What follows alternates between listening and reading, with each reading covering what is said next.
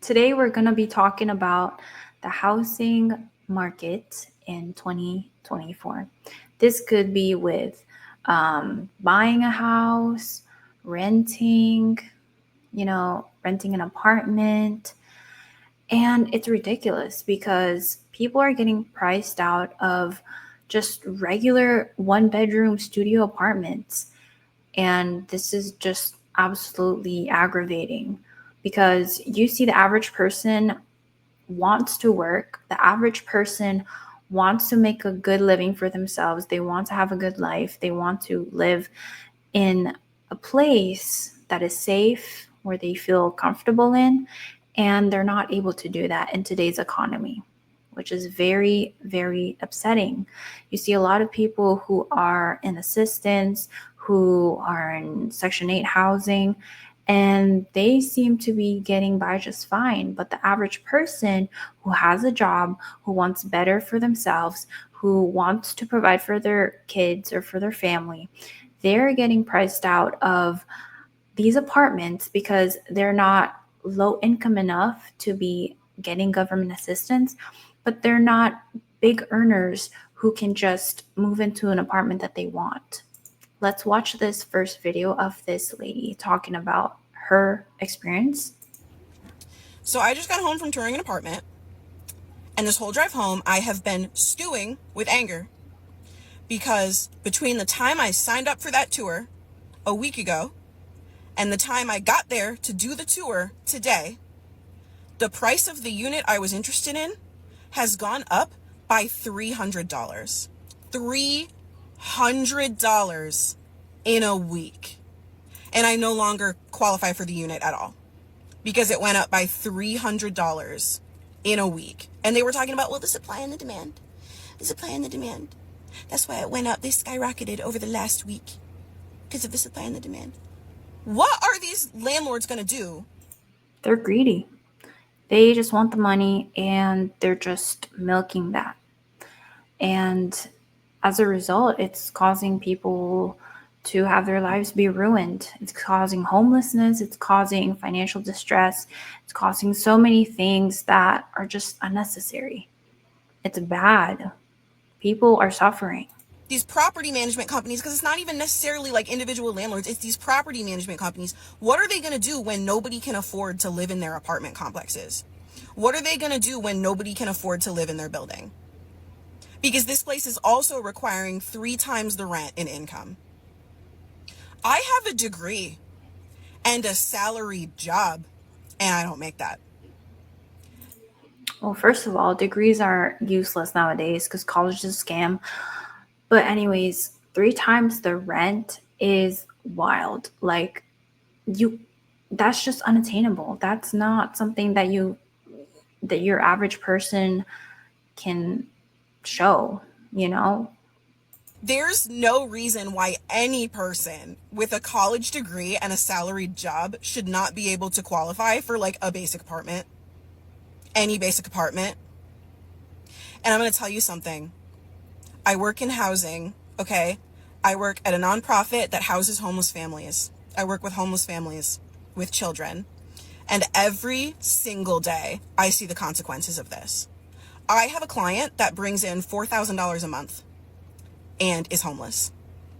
They bring in $4,000 a month through their job and they are homeless because of the price of these apartments, because of the income requirements. I see every day these people going to look at apartments, applying for apartments, and getting priced out by the time they can fill out the application, priced out between the time they tour the apartment and apply, priced out between the time they see the apartment and when they apply, and sometimes it's one day and they're priced out. Some of these people have evictions. I don't give a fuck what you think about evictions. You can have an eviction from 6 years ago. Good fucking luck. You're homeless. You're homeless because you got evicted once 6 years ago because you lost your job. I see people dealing with the consequences of unfair and illegal evictions. People who are homeless because they were a stay-at-home mom and their husband died. And some of these people have income. Like I said, I have a client that brings in $4,000 a month and can't afford to live anywhere. And what are these places going to do when no one can afford to live there anymore? And all of these people who would say that this is fair, the landlords should be able to make a profit off of housing, right? That's a whole different, don't even get me started on for-profit housing. But all of the people that would say this is fair, the landlords should be able to make a profit. All these people that are bringing in money and can't afford to live, that's their own problem. We should just throw them to the wolves. We shouldn't be giving them any money. On my way to that apartment tour, by the way, I drove past a cop kicking a homeless man off the corner. Like he had anywhere else to go. There's nowhere to go. There's nowhere to go. And I'm going to tell you something. I'm going to tell those people something, those people who are anti-spending money on homeless people. My organization, which is one of literally a million in the United States, spends an average of $30,000 to provide emergency shelter to our clients. $30,000 per client. And that doesn't include the rehousing. That doesn't include the stabilization. That just includes paying for their emergency shelter. Just the bed. $30,000 per client. Per family. And that is all government grants. That's all government money. It's all coming from emergency shelter grants from the government. It would be so much cheaper for everyone, less of a burden on everyone, if rent was just affordable. Like, there's literally no downside to making rent something that people can afford. There's no reason I should have a homeless family in my care that's bringing in $4,000 a month. There's no reason. There's absolutely no reason. They make more than I do. They make more than I do. But because of the rules about bodies per room and they have a family with kids, they can't support themselves. And that person makes more than I do. It's insanity. It's insanity. And I am so pissed off. I'm so pissed off. Where are we all supposed to go? Because at the trajectory this is going, we're all going to get priced out. What are we supposed to do? And where are we supposed to go? I don't get it. What are we all supposed to do? That's the thing. It's really awful. Like, imagine if everyone just decided to work together and, maybe even put caps on rent prices, which is not really common in every single state. And we just make things work. Like, we wouldn't need to be having 30,000, what did she say, $30,000 per family from the government. Imagine how much more taxes that we're paying. Imagine about how much more money is involved just because of this unattainable, impossible standard that property landlords and stuff are requiring of us. It's insane. I will never be able to afford a house. And I'm so good with my money, right? I'm making a livable wage. I'm doing all the things. But I'm just never going to be able to afford a house. And I have a partner, but collectively, unless we want to spend literally our entire life savings on a down payment, then I don't know how we're supposed to afford a house ever. With a credit score like mine, so it's 825, and I will literally put it here just for some proof so that you don't just think I'm listening to this random. But this is the thing though, a lot of us are like this. Most people, they really want to get ahead. They want to be good with their finances. They want to eventually own a home. They want good for their lives. They're trying to attain the American dream. But sadly, as we can see, as she's about to tell us, it's just impossible nowadays. Little girl say this big number. Even with that, it's not that really even matters anymore, because I feel I'll just never be able to get a house. And even with an 825 credit score, when I got my truck and I had to get my first loan, they were sorry, most banks were we won't give you a loan since this is your first one and you're only at the time 22 or 23. And then they also were Bank of America is who I have for my loan, and they were what we can give you though is a 6.29 interest rate. So I'm what was the point of having a good credit score? I had my credit card since I was in high school, religiously paying it off for no reason, what it felt like. And I listened to this podcast. It's like the Girls Talk Money podcast. I like a lot of what they say, and a lot of it is just like trial and error. And I don't want to say error because like it's a credit card, you got to pay it off. But it's annoying because yeah, like you don't want to pay it off completely every single month because it's almost like you get penalized for it sometimes. So it's like there's so many little rules here and there, but I don't fucking know. And then the other hand, it's like, well, yes, I could afford to buy a house if I want to live in the fucking boonies somewhere up here, but I don't really want to do that. I want to have land, but I don't want to have to live in Arkansas. And like, my parents live in Key West, Florida, and obviously I will never be able to afford a house there. I'm from Minnesota. They sold the house there a few years ago, but I don't want to live there either. And honestly, even looking at the houses there in Minnesota, I cannot afford that. And I live in Austin, Texas now. Clearly, no one can afford to buy a house unless you're literally like an influencer making a bajillion dollars, then you can. But average Joe, me, not gonna make it. That's the thing. It's crazy because the average person is not able to buy. Like, think about our parents, think about our grandparents, and how much more opportunity they had.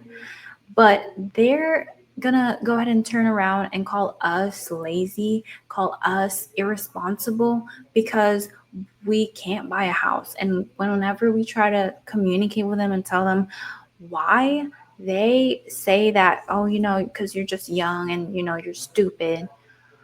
But it's genuinely tough. You can have all of the things that you need, like exceeding these expectations that most people have whenever you are buying a home. Like her, for example, saying that she has 800 plus credit score. Like that is really, really amazing. Like she's good. Like that is like really responsible. I don't know how else you can twist things around and say that she's not good financially, like she's not being the best that she can be. But people just, especially the older generation, they will just tell you that you're being dramatic and that they were able to purchase their own home when they were straight out of college or when they got married at 19 years old.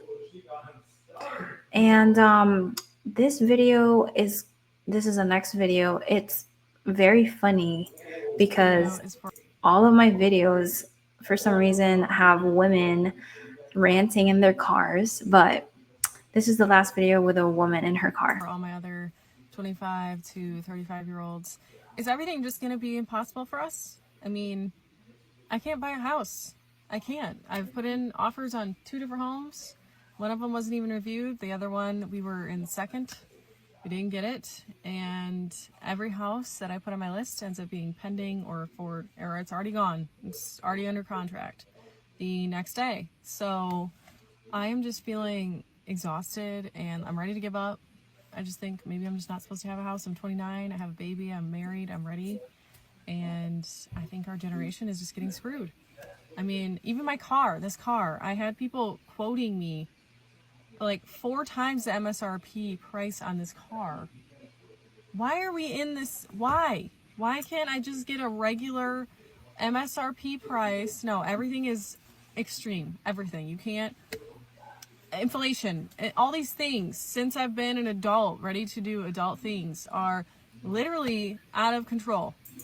Not just that, but I mean, maybe like back in the day, maybe 2016, 2017, the economy was actually still pretty good. I'm not even going to lie. But during that time, I was in high school. So, oh, stupid me for not investing into a home. Stupid me for not putting my money into stocks. Oh my gosh, I was such a stupid kid. I didn't invest my money into crypto. It's like now, like post COVID, it's been literally impossible. Even, like when they say that, oh, we're in the Biden administration and it was good, like the economy is stable, no, it wasn't. Like inflation has gone up crazy, crazy. And I just remember when I was still in college in 2020, and I remember things were still pretty good. Things were still pretty good. But when Biden came into office, things have just gone downhill. Inflation just dramatically, dramatically skyrocketed. And honestly, I'm looking forward to the 2025 inauguration. And I'm just going to be honest, like, I really hope that there's a difference in the economy in a couple months from now. But if, hopefully Donald Trump tries to change things around and make things a little better for us young people. But if not, then that would be such a shame. That would be honestly horrible. And yeah, this is just a glimpse into the experience of a young adult in today's society, in today's day and age. And that's why you see so many kids going back to their parents' house. You see so many kids either living with their parents because they are, struggling financially and they can't afford a home, or you see kids who are financially, you know, ruined, financially wrecked, and barely getting through, and are in debt because they cannot be living with parents for many, many reasons, such as me. And then there's also those people who are just, the 1% or the top, like they have rich parents, or they're just privileged and you know, they just had it passed down to them. Or there's that other type of people who are just literally got it from the mud and they're bawling, and all props to them, like more power to those type of people. And I hope to be one of those people too. um it's been tough. There's a lot of things that we can control, but also there are many things that we cannot, such as the economy, inflation. It's been really, really crazy and bizarre. So, what do you guys think? Do you think that this is something that we can financially recover from as a society? Is this something that we just have to deal with as young people? Is this something that you think will change over the years and that hopefully dramatically we can finally afford to live in apartments, be accepted with just your normal average Joe salary? Do you think that we will be able to afford homes? Do you think that millennials and Gen Zers will be able to live out a dream with their family? Yeah, just leave your comment down below, and don't forget to like my video and subscribe for more videos like these. I hope that you guys have a wonderful day. My name is Elise, and I will see you guys in the next video.